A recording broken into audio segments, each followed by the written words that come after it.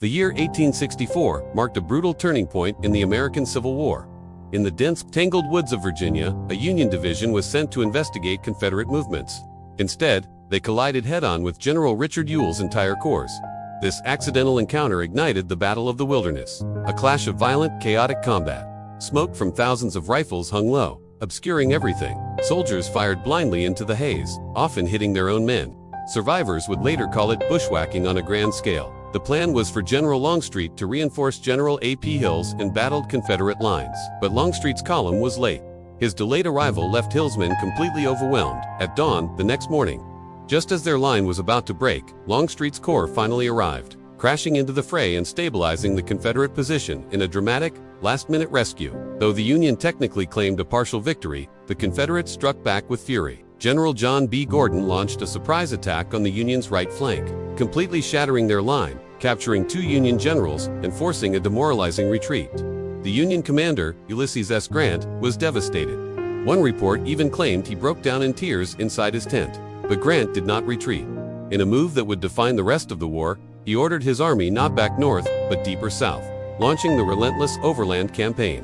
What followed was 6 weeks of near-constant, bloody combat. The names of the battles became infamous: Spotsylvania Courthouse, North Anna Totopotomoy Creek, and finally, the horrific slaughter at Cold Harbor. In this brutal stretch, Grant lost 55,000 men, while the Confederates lost 33,000. Northern newspapers, appalled by the casualty lists, began calling him the Butcher. But Grant was resolute. He believed the only path to victory was a grim war of attrition, a contest of who could absorb the most pain and still keep fighting. While Grant led the Confederacy in Virginia, another Union general, William Tecumseh Sherman, was on the move. Marching south from Tennessee, his primary objective was to capture the vital industrial and railroad hub of Atlanta. Sherman's campaign was a masterclass in maneuver, but it wasn't without setbacks for the Union elsewhere. In Mississippi, for instance, a Confederate cavalry force under Nathan Bedford Forrest inflicted a humiliating defeat on a much larger Union army at Bryce S. Crossroads. But these were minor distractions. Sherman's main push was unstoppable. After a long and punishing siege, the Confederate General John Bell would finally abandon Atlanta, realizing he could not hold the city. Sherman's troops marched in, and he issued a fateful order. All military and industrial installations were to be burned. But the flames did not stop there. Fanned by strong winds, the fire spread uncontrollably, leveling much of the city. With Grant besieging Petersburg and Richmond in Virginia, the Confederacy grew desperate for a diversion.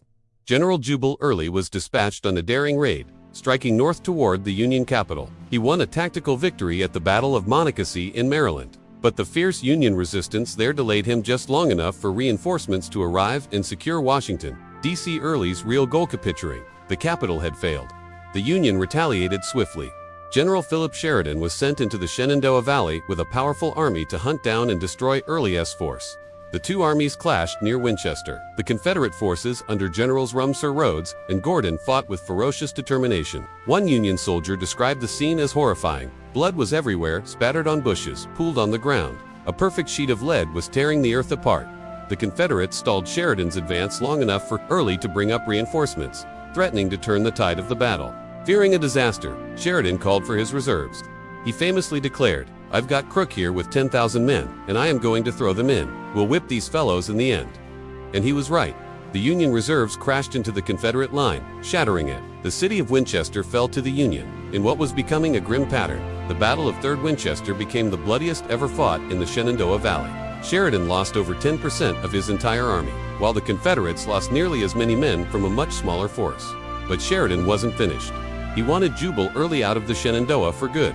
After Winchester, Early withdrew to a strong defensive position at Fisher's Hill, a place known as the Gibraltar of the Valley.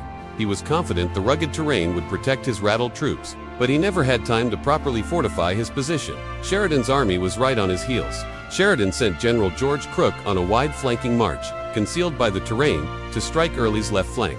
Meanwhile, the rest of the Union army launched a diversionary attack on the front. The surprise was total. Crook's men slammed into the unprepared Confederate flank, and the entire line collapsed.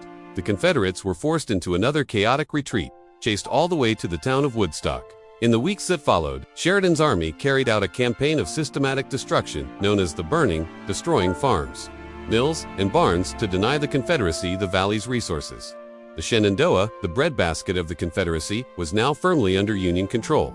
Back in Georgia, Sherman was preparing for his next audacious move.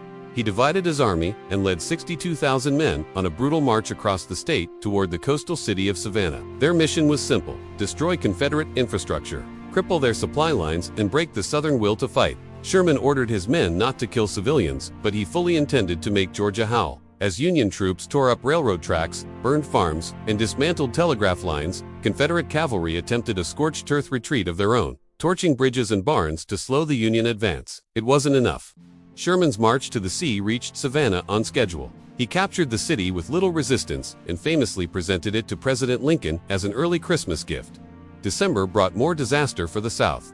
In Tennessee, General Hood's army, which had once threatened Sherman, was utterly shattered at the Battle of Nashville. As 1864 came to a close, the South was exhausted and on the brink of collapse, while the North was energized by victory. The outcome of the war was becoming painfully clear. The final act of the war began, fittingly, where it had all started, the Carolinas. In early 1865, the Union renewed its assault on North Carolina, focusing on the crucial Confederate fortress of Fort Fisher, which guarded the entrance to Wilmington, the South's last major seaport. A previous attack had failed spectacularly, but this time, the Union was determined. Major General Alfred Terry commanded the ground forces, while Admiral David D. Porter led a massive naval fleet of over 50 warships. Terry divided his troops. One wing, composed of U.S. colored troops under General Charles Payne, was tasked with holding off Confederate defenders outside the fort. The other wing, under General Adelbert Ames, would storm the fort itself, alongside sailors and Marines from the fleet. The assault went far better than expected. After a brutal hand-to-hand struggle inside the fort, the Union flag was raised by nightfall. The capture of Fort Fisher was a major strategic victory. Grant's war of attrition was working. With Wilmington now vulnerable, Sherman was marching north from Georgia into South Carolina. He seized the state capital, Columbia, and what followed was chaos. A drunken mob of soldiers, a city full of smoldering cotton bales, and a wind-whipped night produced a catastrophe. Much of Columbia burned to the ground. Sherman, though he claimed he never ordered the destruction, was unapologetic. He later admitted he never shed a tear over it, believing it simply hastened the end of the war. Wilmington's fate was sealed. The Confederate commander, General Braxton Bragg, ordered the city abandoned despite a brilliant defensive stand by General Robert Hoke's men. Reluctantly, Hoke and his seasoned veterans withdrew, and the last Confederate seaport on the Atlantic fell. On March 4, 1865, Abraham Lincoln delivered his second inaugural address in a Washington, D.C. packed with hopeful crowds. The mood was celebratory, but danger still lurked. In the crowd that day was John Wilkes Booth, who later boasted that he had been close enough to kill the president. The great abolitionist Frederick Douglass would later remark that on that day, there was murder in the air. But Lincoln survived, and delivered one of the most powerful and moving speeches in American history, calling for malice toward none and charity for all. Just days later, Sherman's army, which some in the North feared was bogged down in Carolina swamps, was advancing rapidly once again, crushing resistance and capturing city after city. Fayetteville, North Carolina, fell next. It was here that Sherman finally faced real, organized resistance. As his army advanced toward Bentonville, a desperate Confederate command attempted one final, defiant stand. General Joseph E. Johnston, reinstated at Robert E. Lee's request, gathered what scattered forces he could and prepared for one last battle. The war was hurtling toward its inevitable, bloody conclusion. Thank you for watching. Please like and subscribe for more stories from history.